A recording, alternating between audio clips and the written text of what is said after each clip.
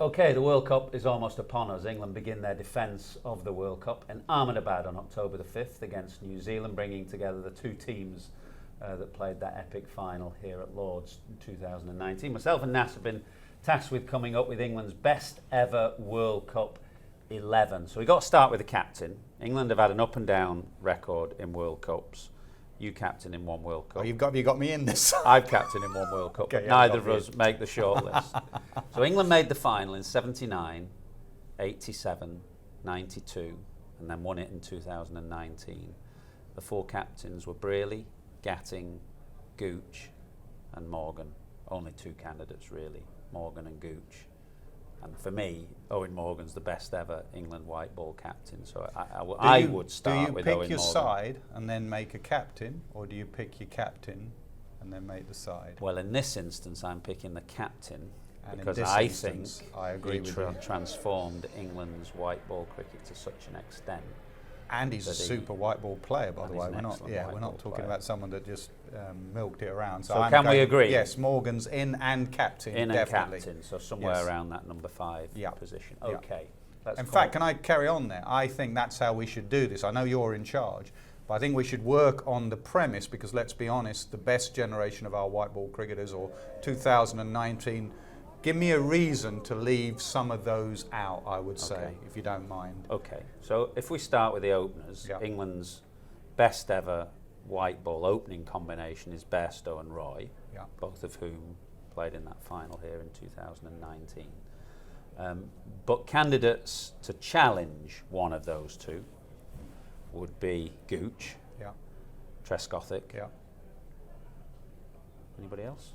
No, I noticed you give a stat out when David Milan today went to one of the quickest 1,000 runs. You mentioned your name. But you're not. The only thing with Trescothick. But the only thing is this is a World Cup. Yes. So it has to be you've played well in World Cups. I'm absolutely. guessing. So then Trez didn't really.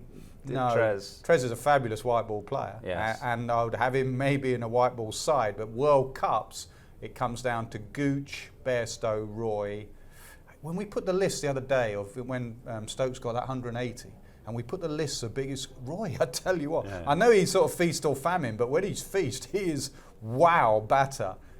But I might go Gooch. What was the World Cup in India? What year was that where he reverse swept and swept Shastri all over the place? Swept England to victory in India, didn't he? Against India in that 1987 World Cup. I mean, he was a mighty fine player. My own view is that I'd go with Bairstow and Roy as the opening combination, but I'd have no problem with Bairstow and Gooch, if you want to have Gooch there being Essex bias. I would, because he was ahead of his time, I would go Bairstow and Gooch. Okay, fine. Number 3. I've got a short list. Gower. Yeah, pretty good player. Very good play. Good World Cup record, actually. Okay. I think. He averaged about 58 in World Cups. Root, Peterson. Had Robin Smith in there, but not a great World Cup record, but a fabulous number 3. Graham Hicks got a very good World Cup record. Short list there, who do you fancy?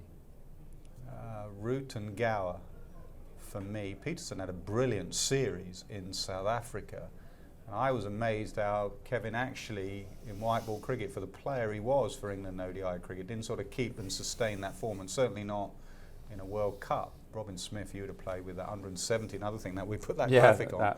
That record stood for a long time, not in a World Cup. But in World Cups, Root and Gower, you tell me Gower, Gower was my childhood hero growing up, so I'm quite happy to have Gower, but I'm a little bit worried if we go Gower, we've got A, Gooch and Gower in together. And B, we've already gone away. Yeah, we're going away from that 2019 side, so I might go Root actually, and it gives you a spin option. Okay. That's understandable. At number 4, I had Stokes because I had Morgan at 5, and I can't see how Ben Stokes doesn't get into any great World Cup 11, and it's going to get cramped in the middle order. Agree. So I had Ben Stokes at 4, Owen Morgan at 5, and I had Botham as an all-rounder at 6. I mean, I know in that World Cup in '92 he kind of opened, didn't he? He did. Did he do well? No idea. I don't think he did. I thought he was bowling little dobbers. But he had that ridiculous celebration. I'm picking him so he can get those celebrations when he gets his wickets. You can't pick someone for a celebration. How can we leave both of them out? Flintoff? Did he do it again? Well, he fell off the pedalo in 2007 in the Caribbean. I'm not sure we can pick him on that basis. Well, we've got Stokes as an all-rounder, by the way. Yes, I know, but so can you leave both of them out? Who are the? Well, he didn't go to World Cup in '87. No. I don't remember. In those days, the World Cup kind of didn't quite have the cachet that it has No. now, and players would often rest for Test cricket. Yeah. You know, rest for the World Cup in order to play Test cricket, which is completely. Can we flipped leave on that its head position now. because we might have to see the makeup and the. Well, the of wicket side. keeper. Yeah, Butler. Butler's. Yeah. So in fact, I had Butler at 6, by the way. So you've gone Stokes, Morgan, Butler. Yeah. I mean, there's no argument, is there? No. Alex Stewart was a brilliant wicket-keeper batter, but no. I can't see that Butler doesn't get in any England one-day side that you'd ever pick. Yeah. And then we come to the bowlers. I mean, you've got route handily to bowl some part-time off-spin or off-spin. I mean, I would have thought Adil Rashid is our mainline spinner. Tick, absolutely. Would anyone challenge him at all? Who would you have played with or anyone? I mean, he should have played in that Swan? 2015 World Cup, shouldn't he? They picked him belatedly, and he's been brilliant ever since. Swan was an excellent bowler. No, I think it's just Adil. Got to be Rashid. Yeah. And then we come up with some quicks. I'm actually going to pluck for a bowler of our generation, Darren Gough. Yeah. I have no idea what his World Cup record was like, but in and amongst that era, he had such a lot going for him in one-day cricket, didn't he? That he was fast for a start, bowled reverse swing. At times, sometimes we've had one white ball, sometimes we've had two. Excellent slower ball in an era where not everybody bowls slower balls, and a brilliant Yorker bowler at the death. Yeah, and could bat a bit as well. Not that you need much after Butler, Morgan and Stokes, but yeah, I'm having him in. Mark Wood. Yeah. Archer Wood, both of them or one? Well, if you're going on that 2019 side, which is forming the basis of our kind of discussion, they were both there, weren't they? I mean, who would challenge Archer and Wood? You've got what they bring you there is pace, an ability to bowl in different phases of the game. So good with the new ball, wicket-taking options with the new ball. And then excellent at the death, particularly Archer, obviously the super over here. I can't think of anyone from previous generations that would challenge those two. And they bowled and have bowled in an era where bat has dominated. Yes. You know, although in that World Cup in 19, scores were slightly lower than everyone was predicting, but they still have bowled in a difficult era to be a white ball bowler and still done it exceptionally well. It's quite difficult to compare, isn't it? Because obviously when the World Cup started, you know, the rules were completely different. The regs were completely different. There were no limitations, for example, fielding limitations, that kind of thing. No power plays. You know, the length of the game was longer.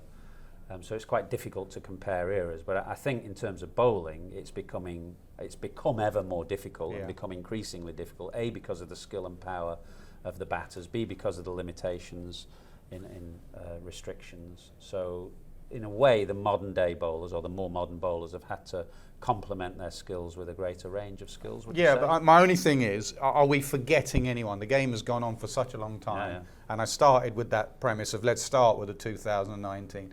Sometimes, like with the batters, we've not mentioned Neil Fairbrother, who had a very good World Cup in Australia, and it was a fabulous. I think you've had him as one of your greatest ever white ball batters for England. Yeah, brilliant. But he doesn't get in. But how's he going to get in? Unless you move everyone down and not have Beefy, you can. You could maybe, and if Gooch captained, would Morgan get in as a pure batter? He probably would. You have to. I mean, he has to captain anyway. Yeah, but whether you go 4 Fairbrother, 5 Stokes, 6 Morgan, 7 Butler, but then you have Stokes bowls as well, I guess. So Butler's a bit low at 7, isn't he? So you have to decide on Fairbrother. You're not having. So I'm leaving you to ring up Sir Ian Bolton and telling him that he's not made. He's got in my side, but you're not having him.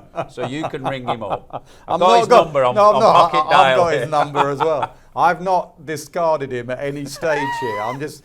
Can we go with the definite so far, please? Okay, Bairstow, Roy or Gooch? Gooch, I think. Okay. 2. Gower or Root? You've gone Root. Yeah, 3. Stokes. 4. Morgan. 5. Butler. 6. Gough. 7. Rashid. 8. We had Wood and Archer. Wood and Archer 9, 10. What are we missing? We got a lot of bowling there. You've got a lot of bowling. It's whether then you have left out Beefy and whether you just go with another specialist batter, So it's which you Botham could have or any, Fairbrother. or KP or Smith. Lots of options there, but yeah. If you didn't go with another all-rounder, you've got Wood, Archer, Rashid, Goff, Stokes, Root. That's enough bowling. That's enough bowling.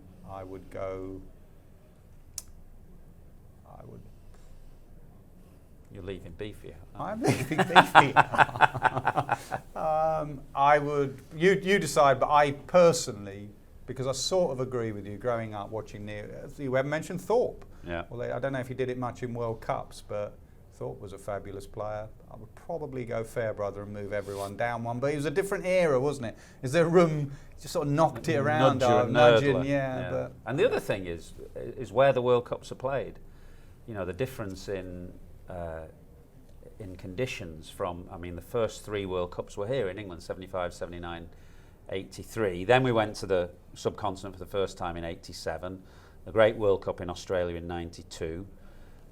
Again, the subcontinent 96, back here in England in 99. I mean, that's a whole raft of different conditions. My side, for example, that went to the World Cup in 96, I'd never played a one-day international on the subcontinent before captaining in the World Cup. So England were totally inexperienced in subcontinental style conditions then. The big difference now is that these players, A, with IPL exposure, and B, just the general kind of exposure against India, they're vastly more experienced. I just need you to check Beefy's World Cup record. I'm going both, and we can't have A, because I just don't want the phone call and the text, but B, I don't know if we can do any all-time great England side, any whatever it might be, without both. Okay. So you know the bowlers that we didn't mention, Broad and Anderson, who've got fabulous one-day records. Yeah. But they dissed me on a digital piece the other correct. day when they said and the World Cup of 2015 was... And they've had a lot of plaudits about their test match stuff, so let's leave it out of this. Okay, so Bairstow, Gooch, Root, Stokes, Morgan, Botham, Butler, Goff, Rashid, Wood, Archer. Yeah, beat that.